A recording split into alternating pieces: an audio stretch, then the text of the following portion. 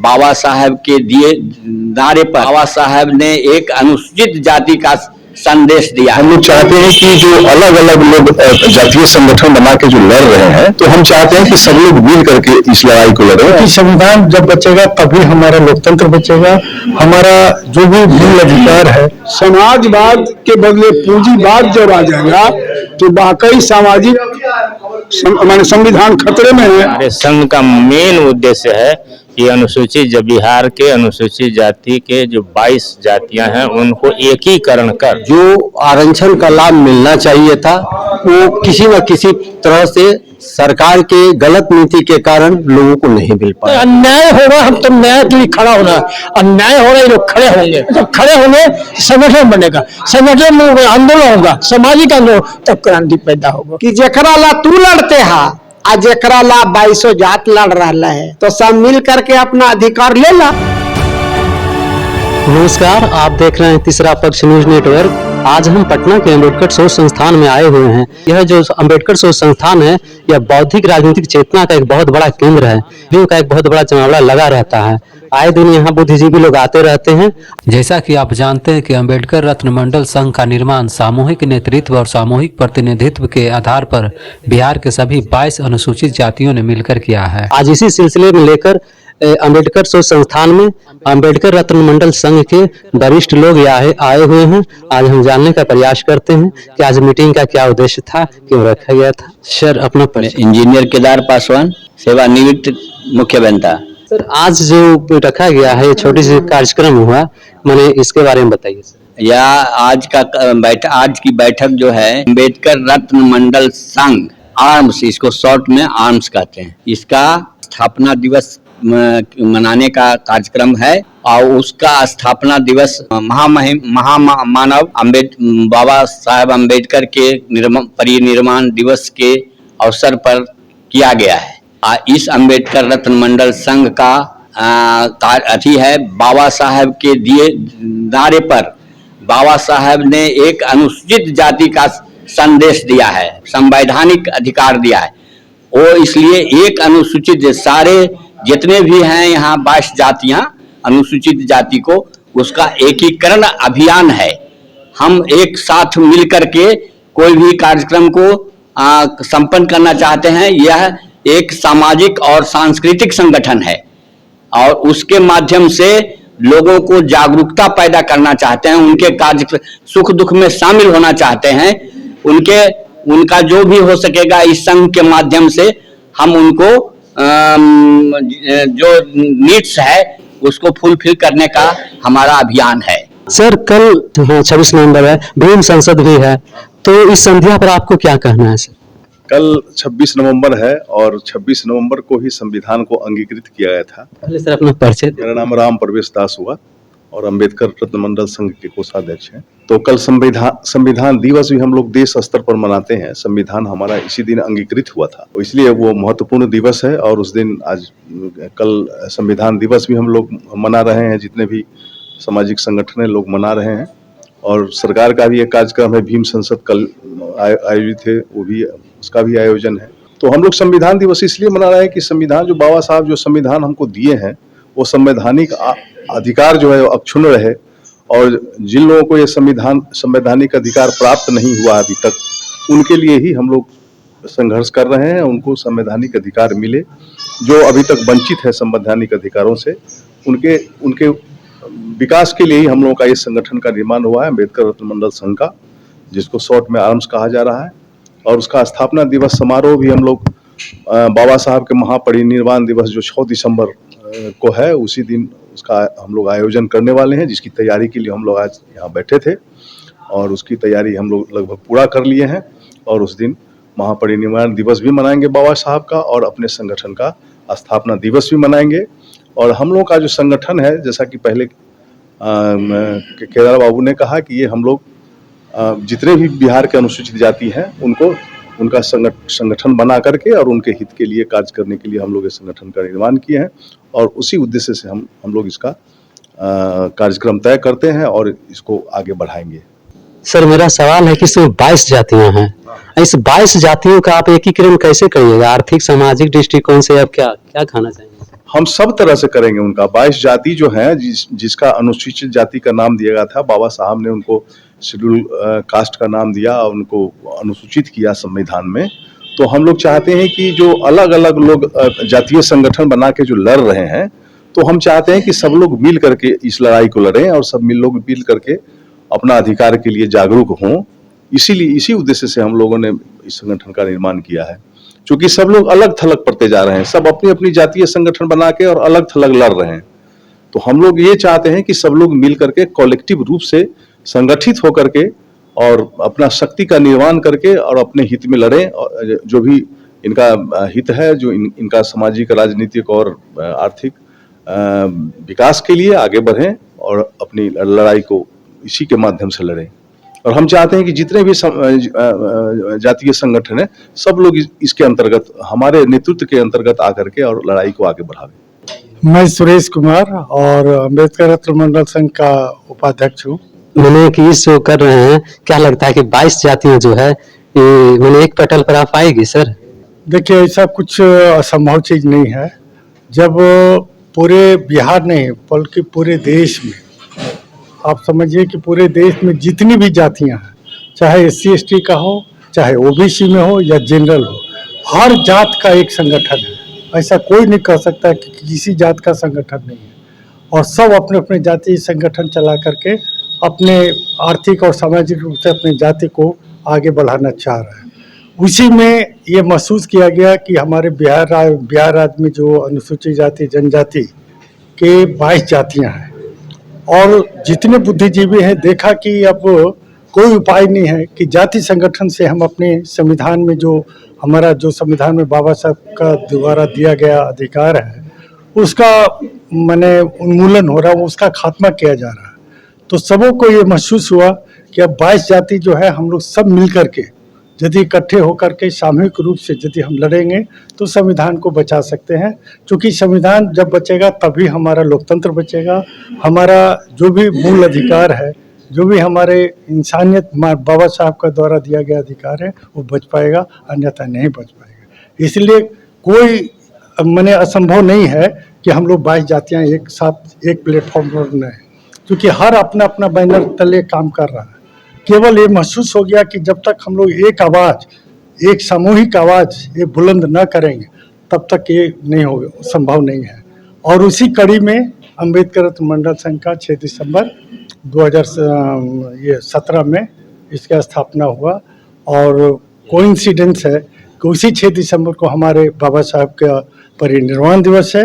उनका जो विचार है, जो लोगों के घर घर तक पहुंचाने का काम करेंगे। क्योंकि 26 नवंबर जैसा कि आप हम सब जानते हैं कि संविधान दिवस है, लेकिन संविधान दिवस केवल पार्लियामेंट में या कहीं हॉल में कर लेने से काम नहीं चलेगा। संविधान के बारे में लोगों के झोपड़ी तक पहुंचाना होगा। जिसे अभी तक उसको कुछ नहीं मिल पाया, उसे बताना होगा कि संविधान में जो अधिकार दिया गया वो आपको नहीं मिला है।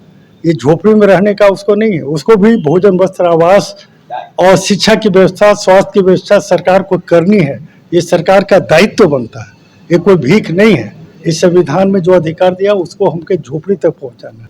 इसी कड़ी में हम लोग का दायित्व है कि हम 22 जातियों का सामूहिक एकीकरण करके लोगों तक पहुंचे और उसे आर्थिक और सामाजिक रूप से हम जागरूक करें। मेरा नाम जोगेंद्र पासवान है और अम्बेडकर रत्न मंडल संघ में मैं संयुक्त सचिव हूँ। सच में संविधान खतरे में है, इस पर बताइए सर।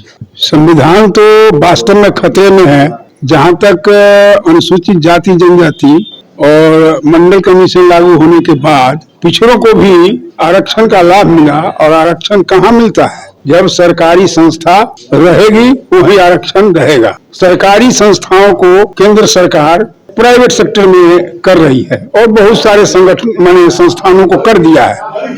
तो संवैधानिक प्रोविजन था कि सरकारी क्षेत्र में आरक्षण मिलेगा, लेकिन सरकारी क्षेत्र ही खत्म हो जाएगा। समाजवाद के बदले पूंजीवाद जब आ जाएगा तो वाकई सामाजिक माने संविधान खतरे में है। और उन्हीं को बचाने के लिए हम लोग कार्यक्रम कर रहे हैं। जन जन तक जब ये आवाज जाएगी तो रूलिंग क्लास के खिलाफ एक जनमत तैयार होगा। और ये प्रजातांत्रिक देश है, जब रूलिंग क्लास खतरे में पड़ेगा तो हो सकता है संविधान को खतरे में नहीं डालेगा। इसी उद्देश्य की पूर्ति के लिए हम लोग जो है 6 दिसंबर 2023 को जगजीवन राम सामाजिक अध्ययन और राजनीतिक शोध संस्थान पटना में एक आयोजन करने जा रहे हैं, जिससे कि 22 अनुसूचित जातियों को एकजुटता स्थापित की जा सके। आप भी सर कुछ कहना चाहेंगे? मेरा नाम केदारनाथ राम है, मैं अम्बेडकर रत्न मंडल संघ के महासचिव हूँ। बताइए सर आज के बारे में। आज की मीटिंग हुई है, हम लोग अम्बेडकर रत्न मंडल संघ अपनी स्थापना दिवस 6 दिसंबर और बाबा साहेब का परिनिर्वाण दिवस मनाने के उद्देश्य से आज की मीटिंग थी। उसी की तैयारी में हम लोग यहाँ जुटे थे और सारे लोग जो है एकत्र हुए और उसकी तैयारियां हम लोग कर चुके हैं। और हमारे संघ का मेन उद्देश्य है कि अनुसूचित बिहार के अनुसूचित जाति के जो 22 जातियां हैं उनको एकीकरण कर सबको एक साथ ले करके हम लोग इसके उत्थान के लिए काम करें। और चूंकि हर जाति का अलग अलग संगठन है, तो सब जब एक अपना संगठन बना रहा है और सब उसी काम के लिए कर रहा है जो बाबा साहब ने बताया, तो हम लोगों ने ये सोचा कि सब अलग अलग हैं तो एक साथ मिलकर क्यों नहीं एक साथ करें। और इसलिए इसका मेन काम ये है कि यहाँ सामूहिक नेतृत्व है। यहाँ इसके नेतृत्व में कोई और संगठन आता है तो उसको ये नहीं संभव फील होगा कि हम उनके अंदर में, यहाँ सामूहिक नेतृत्व इसका पहला उद्देश्य है अम्बेडकर रत्न मंडल संघ का कि सामूहिक नेतृत्व, तो जो सब आएंगे सब उसी तरह का काम करेंगे। इसीलिए हम लोग सबको एक साथ लेकर के बाबा साहेब के उद्देश्यों को शैक्षिक और संगठित करने के लिए ये काम कर रहे हैं। क्या लगता है सर आर्थिक सामाजिक राजनीतिक रूप से ये 22 जातियां जो है ये एक साथ आएगी? मेरा नाम दुर्गा प्रसाद है और मैं कार्य समिति अम्बेडकर रत्न मंडल संघ का सदस्य हूँ। आपने जो प्रश्न किया है वैसा कोई भी असंभव नहीं है। हमारा जो अम्बेडकर रत्न मंडल संघ है, आर्म्स जो है, इसे इसी उद्देश्य से बनाया गया है। आजादी के इतने दिनों के बाद भी अनुसूचित जाति और जातियों को जो आरक्षण का लाभ मिलना चाहिए था वो किसी न किसी तरह से सरकार के गलत नीति के कारण लोगों को नहीं मिल पाया। नतीजा ये है कि उसको लेने के लिए अनुसूचित जाति की 22 जातियां अलग अलग तरीके से अपने अपने जाति संगठन से संघर्ष कर रही है, लेकिन सबों का उद्देश्य एक ही है कि हम आरक्षण का लाभ हमें मिले, संविधान में जो निहित शैक्षणिक, आर्थिक, सामाजिक जो अधिकार है वो मिले और हम विकास की ओर अग्रसर हो। इस बात को ध्यान में रखते हुए अम्बेडकर रत्न मंडल संघ ने ये आह्वान किया और सारे 22 जातियों को एकीकरण करने के लिए, एकीकृत करने के लिए इस संघ का निर्माण किया गया। ये 6 दिसंबर 1917 को हुआ और सौभाग्य से जिस दिन इसकी स्थापना की गई उसी दिन महामना भारत रत्न डॉक्टर भीमराव अंबेडकर जी का महापरिनिर्वाण दिवस भी है। इस बार भी 6 दिसंबर 2023 को इस संघ का स्थापना दिवस के साथ साथ हम उस महामना अंबेडकर साहब जी का महानिर्वाण दिवस भी मनाने जा रहे हैं। और हमारा आह्वान होगा कि इस संगठन में जो सामूहिक नीति है, क्योंकि इसका नेतृत्व कोई एक व्यक्ति नहीं करेगा, सामूहिक रूप से इसका नेतृत्व करेगा और उस सामूहिकता के आधार पर हमें उम्मीद है और पूरा विश्वास है कि ये 22 जातियों की जो जातिगत संगठन है उसमें एकत्र होंगे। और ऐसे भी माना जाए कि सही 100% कहीं सफलता नहीं मिलती है, लेकिन उस सफलता में अगर हम 80%, 90% सफल होते हैं तो हमें असफल नहीं कहा जाएगा। और वैसी स्थिति में हम अनुसूचित जातियों के विकास के स्वरूप शैक्षणिक, आर्थिक, सामाजिक में हम प्रयास करेंगे और संविधान को बचाते हुए संविधान के आलोक में हम अधिकार प्राप्त करेंगे और इसका श्रेय हम चाहते हैं और हो सकता है भविष्य में अम्बेडकर रत्न मंडल को मिले। जो अम्बेडकर रत्न मंडल संघ बनाए हैं, इस संगठन का मुख्य नारा क्या है बताइए? संगठन का एक मुख्य नारा सामाजिक एकता, भाईचारा और एक आवाज, एक संगठन, एक लड़ाई, ये मेरा मुख्य उद्देश्य है। सर इसका क्या संदेश जाएगा, जिस आप मोटो रखे हैं, जिसका नारा रख रहे हैं, जो समाज में इसका क्या संदेश जाएगा, जरा इसको थोड़ा सा संक्षिप्त में बताइए। धन्यवाद।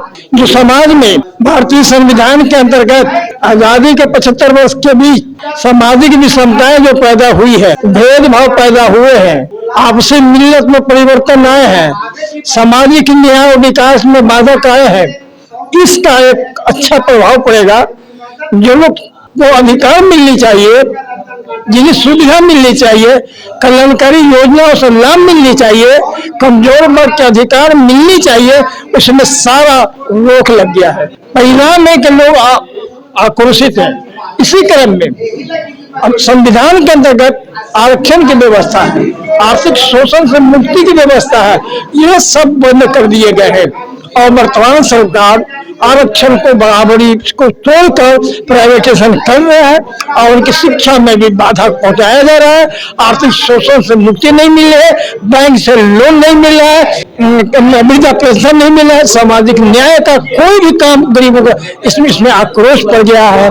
जब इस आक्रोश से 22 जातियों को एक जगह बांधकर एक नया आंदोलन देंगे, सामाजिक परिवर्तन और सामाजिक परिवर्तन जब तक टूट गया है तो उसे जोड़ना है, सामाजिक विषमता को तोड़कर न्याय की लड़ाई लड़नी है। जब तक अन्याय होगा हम तो न्याय के लिए खड़ा होना, अन्याय हो रहा है लोग खड़े होंगे, जब खड़े होंगे संगठन बनेगा, संगठन में आंदोलन होगा, सामाजिक आंदोलन, तब क्रांति पैदा होगा, तब परिवर्तन होगा। जय धन जय भीम। अर्जुन प्रसाद प्रियदर्शी, अध्यक्ष अम्बेडकर रत्न मंडल।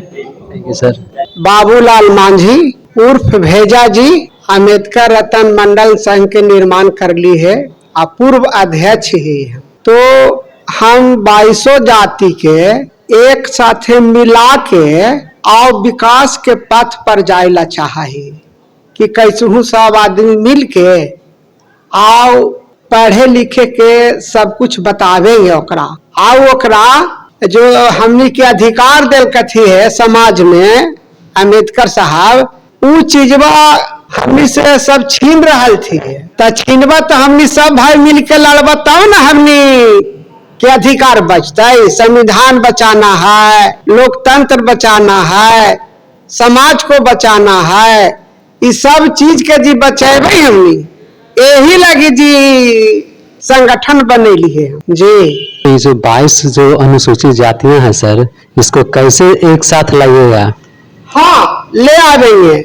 22 जाति के अलग अलग मीटिंग चलता है, सभा होता है, वो 22 मुखिया के पकड़ के ला करके आ सब एक जगह हो जाएंगे। इसलिए होंगे कि जेकरा ला तू लड़ते है आ जेकरा ला 22 जात लड़ रहा है, तो सब मिल करके अपना अधिकार ले ला। वो तो आसान चीज है। वहां के मुखिया आवेगा, उस जात के जो नेता है उसको सबके ला के जो अथी कर ले भाई, ये कोई असंभव चीज ना है। सब तो एक लगी लड़ रही है, सब एक साथ लड़बे, बस अपना अधिकार प्राप्त कर लेंगे। तो ये बताइए सर, आपको भेजा जी लोग क्यों कहते हैं, कैसे नाम पड़ गया जी? हमरा वार्ड नंबर या पूरा विधानसभा क्षेत्र में हम सबसे जी भाषण ऐसी ही देहली हिंदी में, तो सबका कथी के हो सही बड़ी अच्छा करता है, से इनका नाम भेजा जी रख दा। तो एगो फिल्म आया खगौल में, बाबूराम भेजा, हमारा नाम था बाबूलाल मांझी। सब लोग कहने लगा कि नहीं भेजा जी है, भेजा जी है। दुलार से पूरा वार्ड नंबर 3 के जितने भी लोग हैं सब हमको जानते हैं, इस नाम ही से पुकारते हैं जी पूरा ये वार्ड में। और पहले से तो हमनी जी बहुत पुराना नेतागिरी करते ही, तो जी हमनी के जी यही नाम सब लोग पुकारते हैं कि बड़ा दिमाग वाला आदमी है, से इसको भेजा जी नाम रख दो। नीतीश कुमार जी जीतन राम मांझी के ऊपर जो कमेंट बोले हैं, स्टेटमेंट दिए हैं, उस पर आपको क्या कहना है?